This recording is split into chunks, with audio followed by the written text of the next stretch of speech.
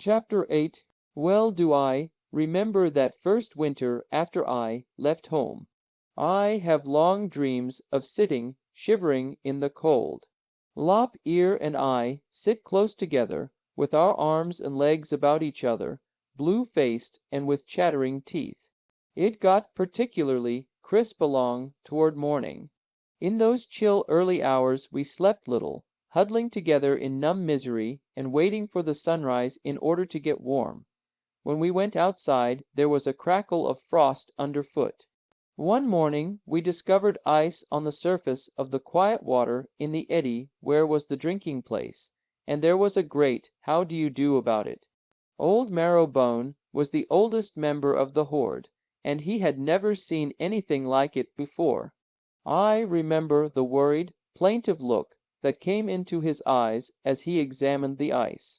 This plaintive look always came into our eyes when we did not understand a thing, or when we felt the prod of some vague and inexpressible desire. Red Eye, too, when he investigated the ice, looked bleak and plaintive, and stared across the river into the northeast, as though in some way he connected the Fire People with this latest happening. But we found ice only on that one morning, and that was the coldest winter we experienced. I have no memory of other winters when it was so cold. I have often thought that that cold winter was a forerunner of the countless cold winters to come, as the ice sheet from farther north crept down over the face of the land. But we never saw that ice sheet. Many generations must have passed away before the descendants of the horde migrated south, or remained and adapted themselves to the changed conditions. Life was hit or miss and happy-go-lucky with us. Little was ever planned, and less was executed. We ate when we were hungry, drank when we were thirsty, avoided our carnivorous enemies, took shelter in the caves at night, and for the rest just sort of played along through life. We were very curious, easily amused, and full of tricks and pranks. There was no seriousness about us, except when we were in danger or were angry, in which cases the one was quickly forgotten, and the other as quickly got over. We were inconsecutive, illogical, and inconsequential. We had no steadfastness of purpose, and it was here that the Fire People were ahead of us. They possessed all these things of which we possessed so little.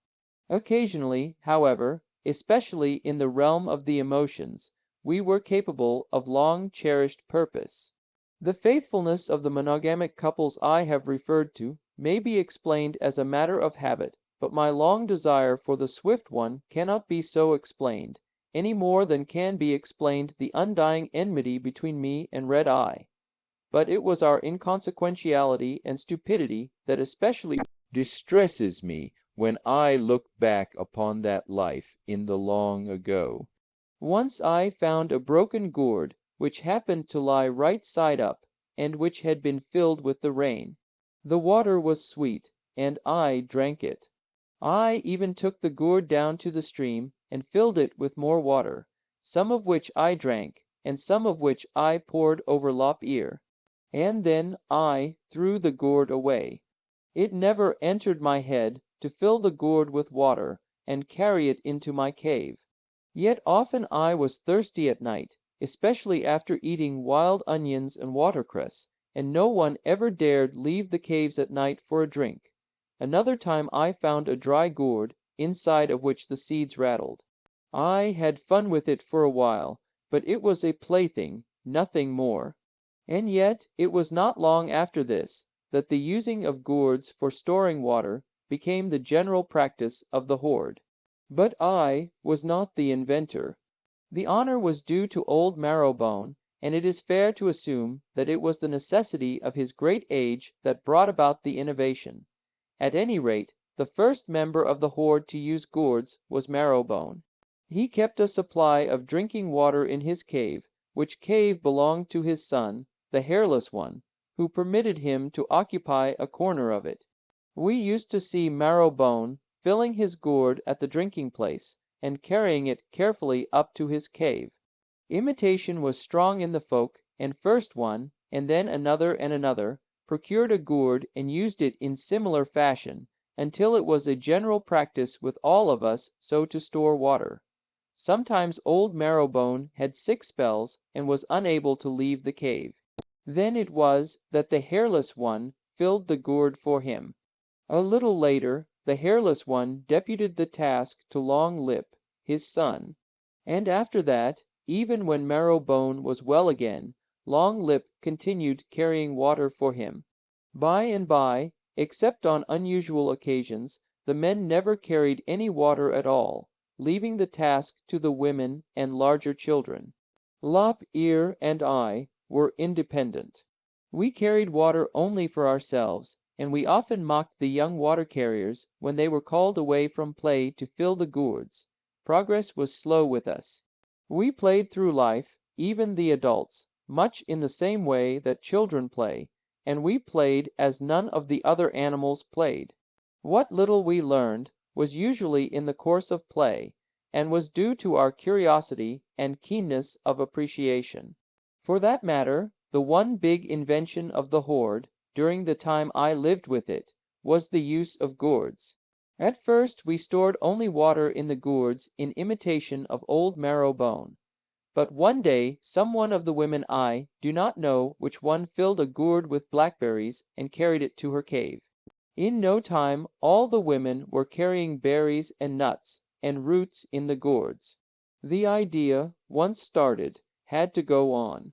Another evolution of the carrying receptacle was due to the women. Without doubt, some woman's gourd was too small, or else she had forgotten her gourd, but be that as it may, she bent two great leaves together, pinning the seams with twigs, and carried home a bigger quantity of berries than could have been contained in the largest gourd. So far we got, and no farther, in the transportation of supplies during the years I lived with the folk. It never entered anybody's head to weave a basket out of willow withes. Sometimes the men and women tied tough vines about the bundles of ferns and branches that they carried to the caves to sleep upon. Possibly in 10 or 20 generations we might have worked up to the weaving of baskets. And of this, one thing is sure: if once we wove withes into baskets, the next and inevitable step would have been the weaving of cloth. Clothes would have followed, and with covering our nakedness would have come modesty. Thus was momentum gained in the younger world. But we were without this momentum. We were just getting started, and we could not go far in a single generation. We were without weapons, without fire, and in the raw beginnings of speech. The device of writing lay so far in the future that I am appalled when I think of it. Even I was once on the verge of a great discovery. To show you how fortuitous was development in those days, let me state that had it not been for the gluttony of Lop Ear, I might have brought about the domestication of the dog. And this was something that the Fire people, who lived to the northeast, had not yet achieved. They were without dogs, this I knew from observation. But let me tell you how Lop Ear's gluttony possibly set back our social development many generations. Well to the west of our caves was a great swamp, but to the south lay a stretch of low, rocky hills. These were little frequented, for two reasons. First of all, there was no food there of the kind we ate, and next, those rocky hills were filled with the lairs of carnivorous beasts. But Lop Ear and I strayed over to the hills one day. We would not have strayed had we not been teasing a tiger. Please do not laugh. It was old Saber-tooth himself. We were perfectly safe. We chanced upon him in the forest, early in the morning, and from the safety of the branches overhead we chattered down at him our dislike and hatred. And from branch to branch, and from tree to tree, we followed overhead, making an infernal row, and warning all the forest dwellers that old Saber-tooth was coming. We spoiled his hunting for him, anyway. And we made him good and angry. He snarled at us and lashed his tail, and sometimes he paused and stared up at us quietly for a long time, as if debating in his mind some way by which he could get hold of us. But we only laughed and pelted him with twigs and the ends of branches.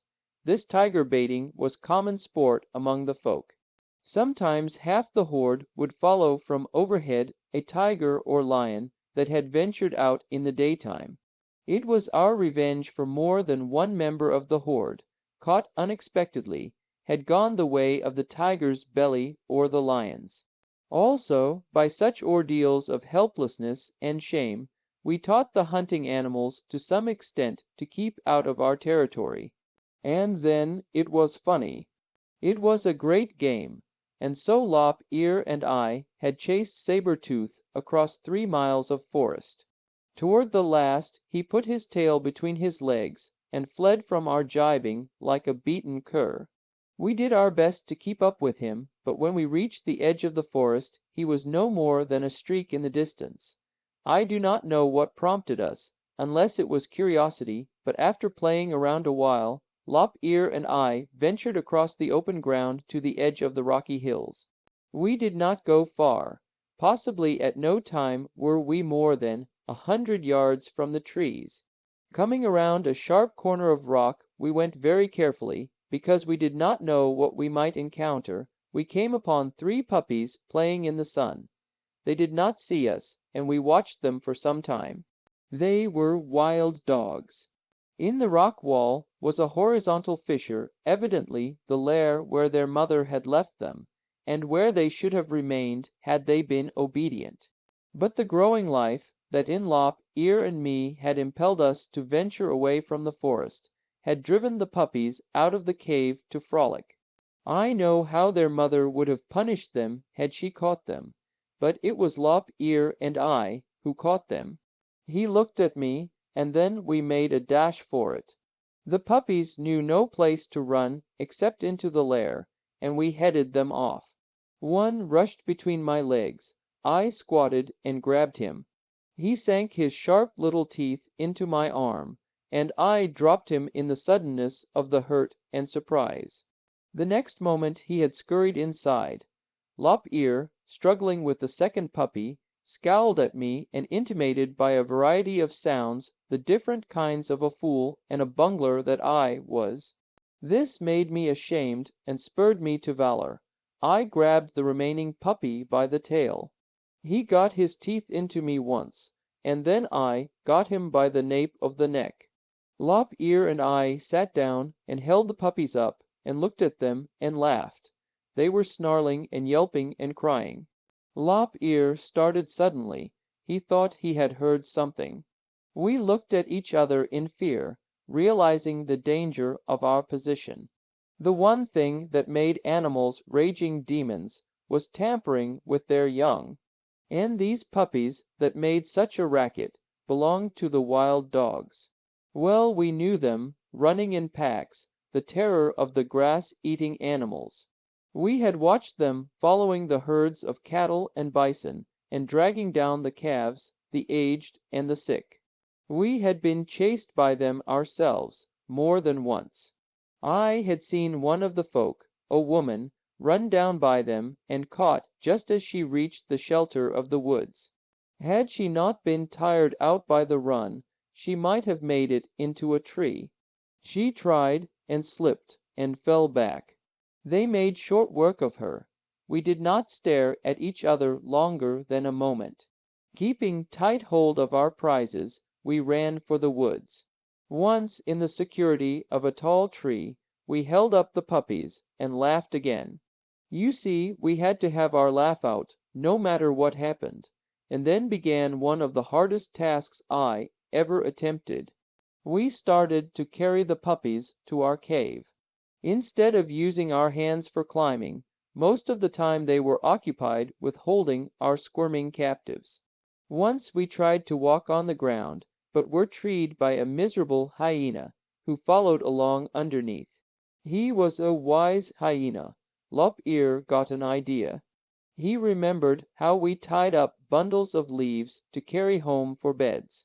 Breaking off some tough vines, he tied his puppy's legs together, and then, with another piece of vine passed around his neck, slung the puppy on his back. This left him with hands and feet free to climb. He was jubilant, and did not wait for me to finish tying my puppy's legs, but started on. There was one difficulty, however. The puppy wouldn't stay slung on Lop Ear's back. It swung around to the side, and then on in front. Its teeth were not tied, and the next thing it did was to sink its teeth into Lop Ear's soft and unprotected stomach. He let out a scream, nearly fell, and clutched a branch violently with both hands to save himself. The vine around his neck broke, and the puppy, its 4 legs still tied, dropped to the ground. The hyena proceeded to dine. Lop Ear was disgusted and angry.